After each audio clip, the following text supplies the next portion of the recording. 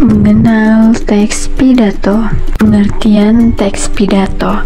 Teks pidato adalah suatu karya tulis yang menguraikan suatu konsep atau uraian yang ingin disampaikan oleh seorang pembicara kepada masyarakat pada saat berpidato. Biasanya isi pidato dirancang terlebih dahulu agar pembicara dapat menyampaikan maksudnya secara terorganisir dan menarik.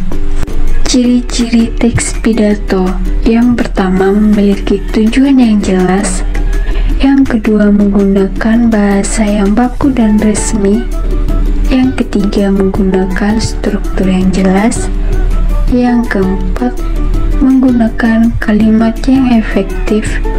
Yang kelima, menggunakan gaya bahasa yang menarik. Selanjutnya, struktur teks pidato. Yang pertama, pembukaan, di mana berisi perkenalan, ungkapan terima kasih, penegasan topik pidato, dan basa-basi pembuka, semuanya termasuk dalam segmen ini.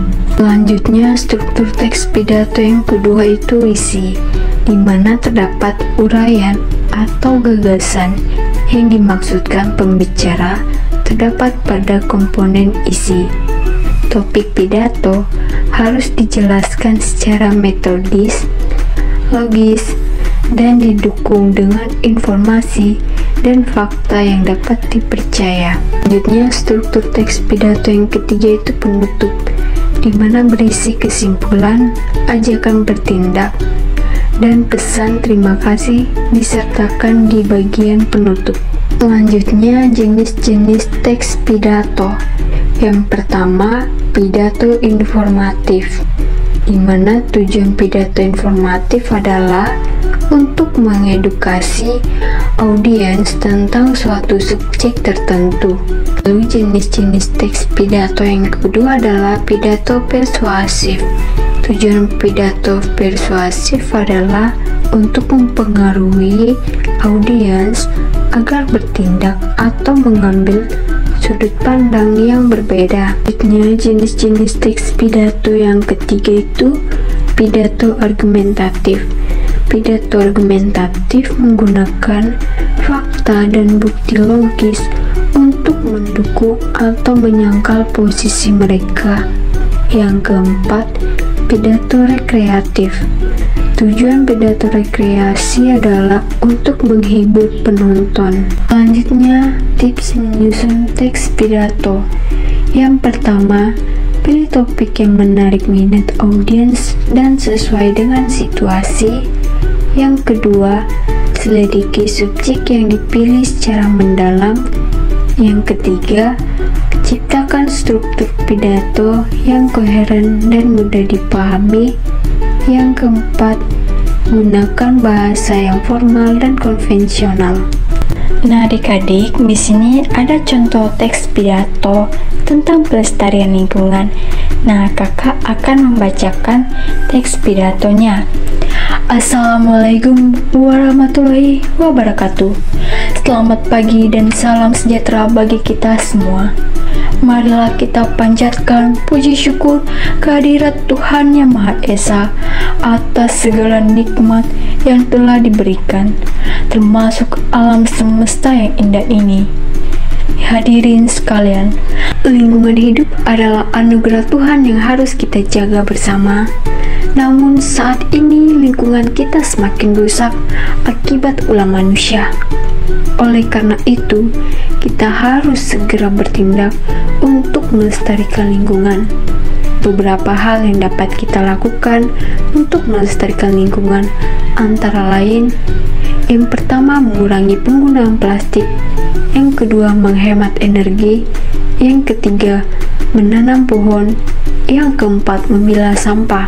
Marilah kita bersama-sama menjaga lingkungan agar anak cucu kita nanti dapat menikmati keindahan alam seperti yang kita nikmati sekarang. Demikianlah pidato singkat yang dapat saya sampaikan. Semoga bermanfaat bagi kita semua. Wassalamualaikum warahmatullahi wabarakatuh.